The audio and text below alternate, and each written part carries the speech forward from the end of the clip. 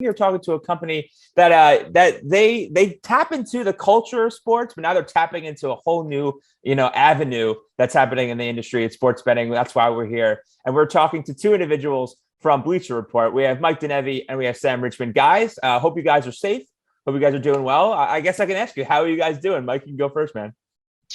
I'm doing great. It's good to be here. I won some bets last night, so that's always puts me in a better mood coming into this, but all is well. Super excited to be here.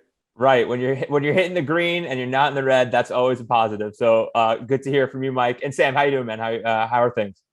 Great. Thankfully, I'm actually in the same boat as Mike, which is good. I have a controversial bet on the Astros to win the World Series, which we won't get into. So yesterday was a big day for me. My Yankees fan heart is breaking. But no, whatever gets you to win money, that's all good. Do what you need to do. So let's kind of dive into what you guys do at Bleacher Report, because you're not a traditional linear product, but you're also tapping into a whole generation of folks that are either on Instagram, that are on Twitter, or whatever social media platform there is. So I guess we can start off with the basics. Mike, you can go first. What is your actual role? What is underneath your kind of, what do you get paid to do at Bleacher Report under the sports betting vertical? Yep. So I've been at BR nearly 9 years now. Been lucky to be here. Awesome place to work. Been with BR betting exclusively for probably the last 2 or 3.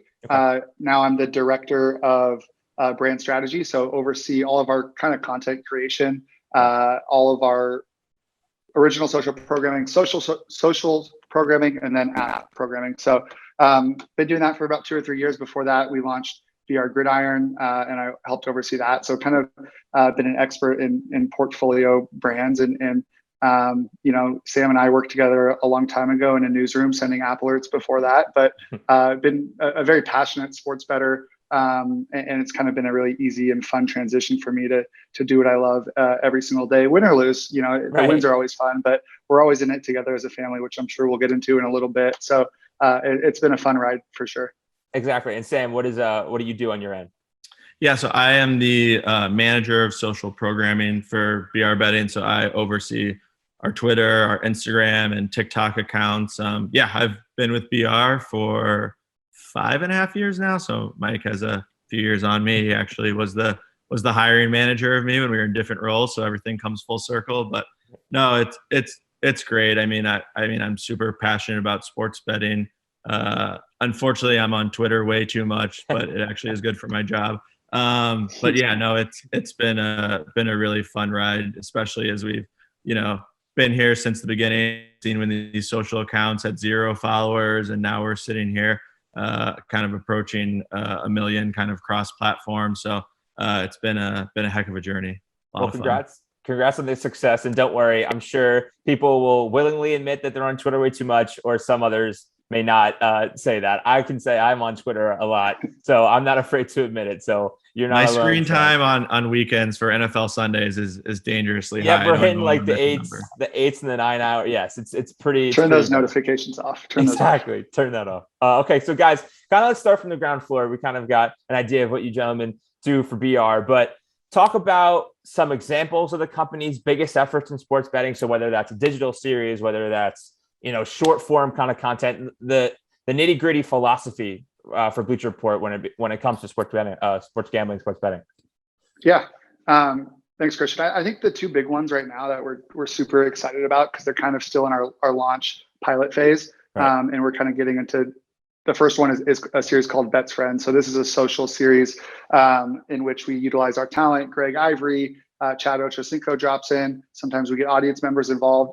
And it really just plays off like the spinoff of the combos we would probably have in a group text, or if we were out to dinner. At the end of the day, sports betting is really just, the next level of a lot of sports arguments you have. And this goes into more of the challenge base. So it's a really nice way in for people who may not be hardcore bettors. We take your kind of age-old arguments of, can you hit a 90-mile-per-hour fastball? Can you score on an NBA player?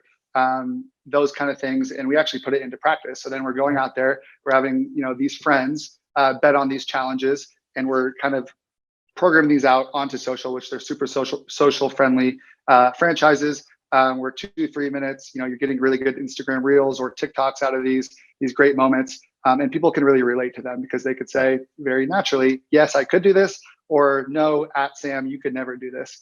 So it really leads into the relatability. And again, these kind of age-old arguments with the betting spin. And the other thing that's great about it is it really can start to highlight the different kind of archetypes of bettors. So the bettor who thinks the game is over after one quarter, the one who screams at the television. I think we want to get into the other things that make sports betting really fun, which is these archetypes and commandments, if you will. And this show does a great job of highlighting that. So that is actually going to launch here in the fall for season 2. We had a couple episodes go up last year. Our Can You Hit 90 Mile Per Hour one with Chad Ochocinco and Greg Ivory did well over 2 to 3 million views cross platform. So a good success that we're really building off of, and have some really fun celeb guests that everyone should check out and tune in and see coming up for this season. And then the other kind of social first franchise that we're really excited about is one called Ride Along. So essentially we're just like transporting our audience behind the scenes of the biggest events in sports, whether it's a huge UFC fight, MLB playoff game. We're taking this in real time and having our producers follow our internal talent, follow audience members who we might be bringing along with us to these events, and again hitting on these different tropes of what is the talent betting on and how are people getting behind them. Is there someone who loves parlays and we're all following their parlay? Is there someone who's on the plane ride there betting on what time the plane will land, and diving into some more of those more bets friends arguments? So it makes for a really cohesive package on social that gets a lot of eyeballs on it during tent poles and the biggest moments in sports, and can really infuse a lot of our brand principles into it. So I think, Sam, I know you've been instrumental in some of that stuff, and how we've gotten there is interesting as well. Yeah, I think the really cool thing about where we're at now with BR betting, which we'll probably continue to touch on throughout this conversation, but our content strategy is very heavily audience first. And, for the past 3 years, our audience has, whether it be through group chats or reaction videos, has sent us this type of content that, or the debates you have with your friends, or reaction videos, the pain of, losing a bet in person. And now we're pretty much taking that content and that strategy and really making it come to life with these franchises. And it's been a really fun start so far. We've seen a ton of audience interest, and, it's always cool when we make one of these and you see a bunch of, our audience tagging their friends and saying, oh man, we got to do this. It's been a really cool journey for us to start to explore a little bit more. Right. Yeah. It comes back to relatability, right? Like, are these franchises relatable? Yes. Check. Great. And we've done this through what started out as a curation model, right? When it was just Sam, and he'll talk about that, just on his accounts by himself, getting these from 0 to 100,000 to 200,000, and taking memes and highlights and some of the best from around the internet and curating that. So we have a huge, a huge database of what has worked. So we're trying to take that and then actually create our own original content around it, from what we've seen already work, and putting our spin on it and our brand North Star and our voice around it. So I think these are the two biggest from a social standpoint, Christian, that we've been dealing with. We have some app too. We can get into that too, unless you got any questions about those two. Yeah, that'd be great. Whatever you see on the actual Bleacher Report app, because I know that's probably the flagship, because obviously, social media is an entity of its own, but when you see something on the social media, you're like, okay, let me go to the actual source. So yeah, tell me what's kind of those initiatives that are kind of just solely app based on the digital side. Yeah, and I will say Ride Along and Bets Friends are not, we call them social franchises. Right. There's huge app components of that too. We're having audience vote on which, in the app, where should we go next? It's all being programmed there. But the two the three I'll talk about now are just where we're incredibly invested from like a live interactive programming standpoint, mainly, and 95% of which is within the BR app. So we have two sponsored shows, which have been really exciting, and we're kind of getting into season 2 and 3 of those. The first would be the Squad Ride show, which is a part of our deliverables and deal with DraftKings. This one's a really fun one that we produce every Sunday morning. We're essentially turning a big theme of our content is we're turning the spotlight onto the fans. So if you watch this show, we're trying to essentially decide what the best bet every Sunday morning is. And we have awesome analysts and experts in Greg Ivory and Connor Rogers who are there to help break down what the audience is saying. But we'll have the audience, via DMs and via app, social tools in our app send us their best picks every week. And it's a little bit of a spin on it, right? Because it's not, I don't know, for us, we've realized it's not how you talk to your friends. Right. It's not what you're going to engage with. Is like 67% of the bets are on the Pats, so I'm taking the Jets or whatever it is. Like that's just not our strategy. For us, it's a little bit more fun. So we will have somebody, ask Alexa who's going to score a touchdown, and she says Tyreek Hill, or they have their two friends race, and it's Travis Kelce or George Kittle, and whoever wins is going to be their touchdown pick for the week. So it's really rooted in fun, creativity, and entertainment. Now there is all of these people I think Tyreek Hill is, they're producing it a little bit behind the scenes. So there is a level of, I think this is going to happen. And that's why we have our analysts and experts to break it down as well. So that's been a really great one with DraftKings. With FanDuel, we have a show called The Group Chat, which is going to be on Tuesdays around TNT games. So the kind of marquee nights of the week for the NBA. And it's really just a great extension of, what is happening on social. The best same game parlay tickets of the week, the best reactions to a 3-pointer beating the first half spread and somebody going crazy. And our audience, and also in Squad Ride, I should say, as these shows are live and ongoing, the comments are going crazy. We're seeing 5,000, 6,000, 7,000 comments per episode of people voting on what their favorite anytime TD touchdown is, or people voting on what we should take as our same game parlay in the group chat show that night. So it's been a really great interactive experience where the fans are essentially the show, and they can come back to the place they know, the BR app, same time every week, and really join that interactive community. So that's fun, and we'll look to continue to build upon this, which we're really excited about. Looking to create an always on, what we'll call vodcast in the BR app, where we can have a again more always on approach every day, having live kind of sports talk through the lens of culture and through the kind of brand pillars of BR betting, of relatability and comedy and all of that on a daily basis with our audience. So we're just going to continue to scale that up, as we've seen great success already with group chat and Squad Ride. So we're really excited about that within the app.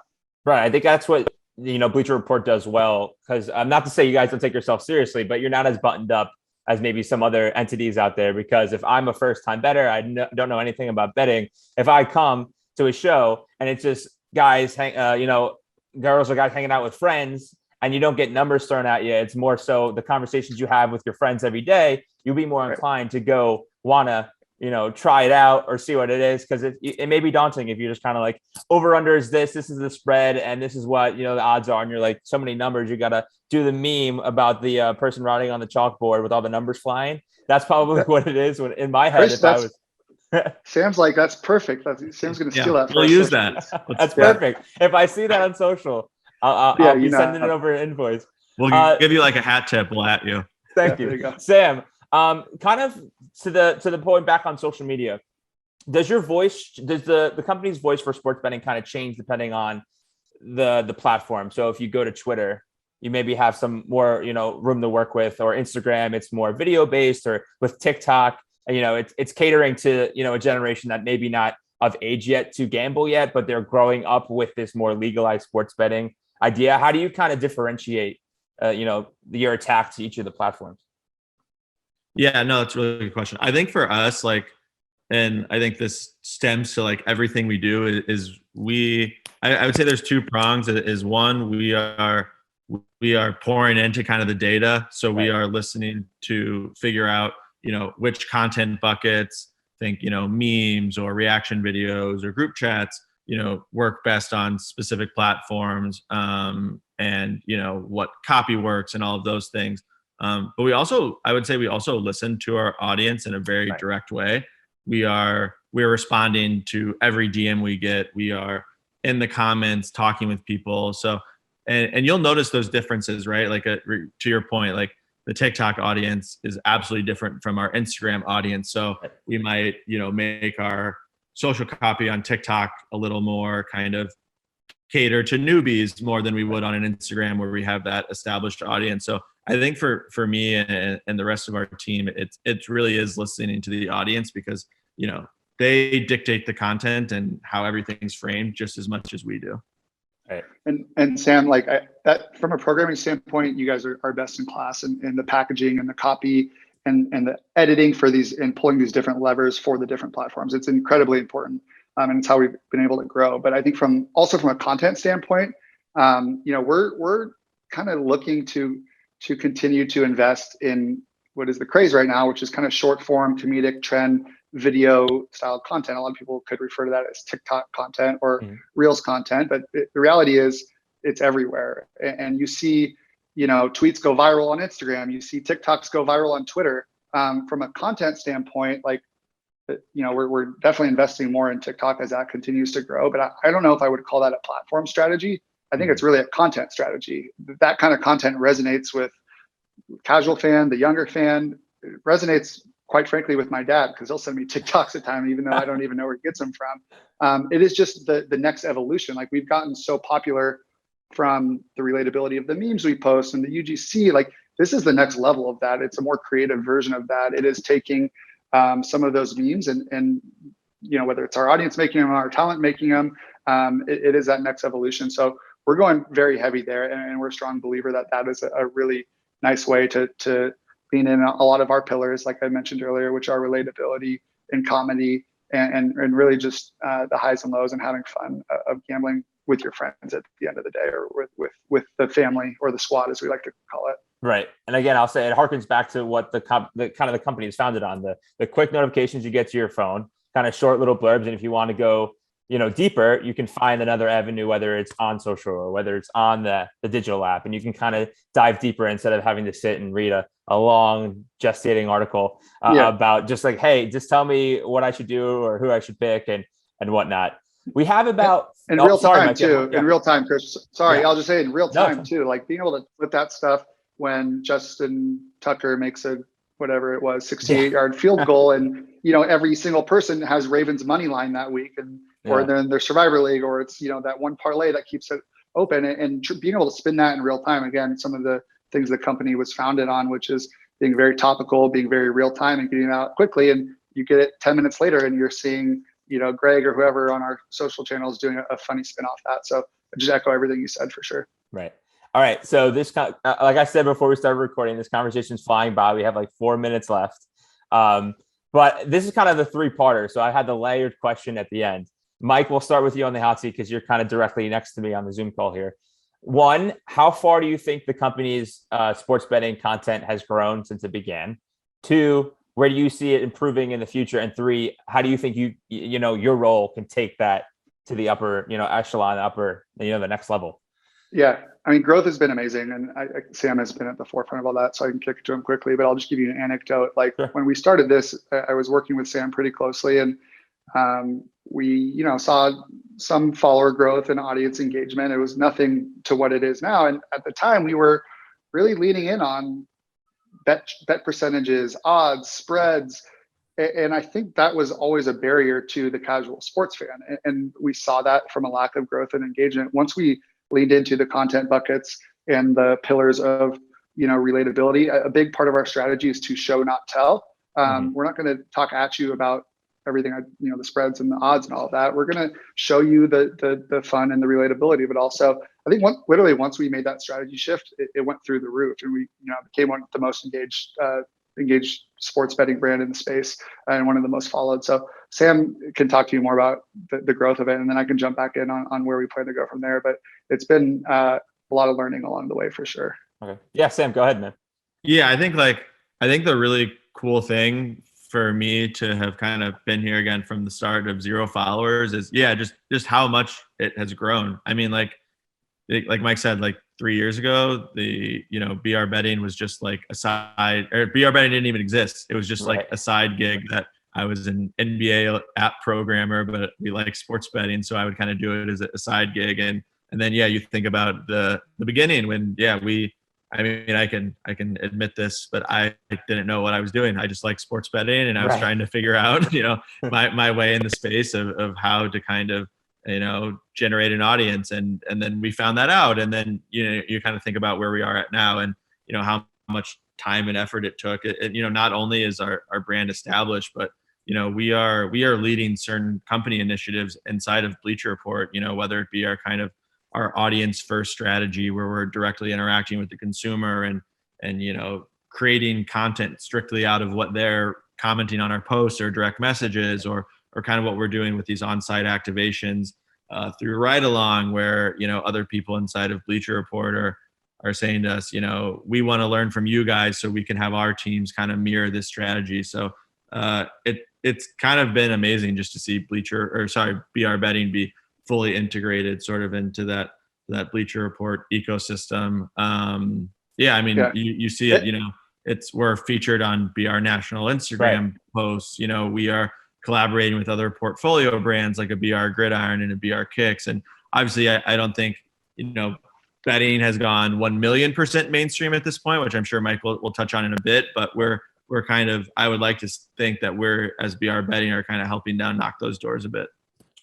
And from all of everything Sam just said, like, it's great to see us integrated into the mainstream more, but we're just not fully there yet. And that's what's so exciting. There's so much room to grow in terms of making this something that is part of everyday conversation for all sports fans. And that's what's really exciting. And I think how we're going to do that is continuing to really triple down on the investment in our own audience, making them the stars of our account. It is the kind of the age of the content creator, and it can come from the comment section. It can come from our DMs. It can come, it will come and is coming through our app. And so I think we're going to continue to really invest there in spotlighting, you know, this part of the audience. I think an example is like 2 weeks ago, I think it was, we had a bettor send us a 16-team parlay. They had one bet left to win God knows how much money, $90,000. Just way more than any of us will ever make. Bet. I love random guy who follows the account. And, you know, we built this community as such where, you know, we get the DM and we're like, well, this is pretty cool. And we have known that when we curate this stuff, engagement is great. People care about it. So we're DMing him. His name was Tony. He lived in Arizona. And we said, let's get Tony out to Vegas and let's watch the game and have Greg, our talent, watch the game with him. And let's actually highlight the humanity behind this journey of, is he going to cash out? Is he going to let it ride? What's he going to be like when the first touchdown gets scored? And so we documented that journey, and we just saw amazing follower growth that day and audience numbers. That's just one small example, but it is that kind of overarching principle of us continuing to invest in audience that I think is going to continue to grow just BR Betting as a brand in general. And it could come from these content plays. It will come through, you know, other things we can do, whether it's like pioneering digital watch parties with content creators, or creating, you know, working on the BR app specifically to invest from a tech standpoint to make that a home where content creators can rise to the top, where they can talk betting every single day. So I think there's a ton to do, but at the end of the day, it will all come back to kind of spotlighting the enthusiasts, the sports fans, and having them be the stars of the show. And at the end of the day, having them come bet with us as a family, as a squad, as BR Betting. So we're really excited to do that. Right. I'll close it out on two notes. One, I remember when BR Betting just launched, and now it's kind of pretty impressive to see how far you guys have come. And two, it's kind of emblematic of the community, this kind of niche of the community as a whole, because it's always feels so much better when you're winning together, and it doesn't suck as much when you're losing together. So, you know, telling those stories, kind of hanging out and trying to, you know, win together and lose together. So, guys, I can't thank you enough for kind of taking me through the journey. And we could be talking for another 45 minutes, but we've run out of time. But Mike, Sam, thank you. Continued success in the future, and I can't wait to see what's in store for you guys. Appreciate it. Thanks, Christian. Appreciate you, man. A lot of fun. Nice to meet you.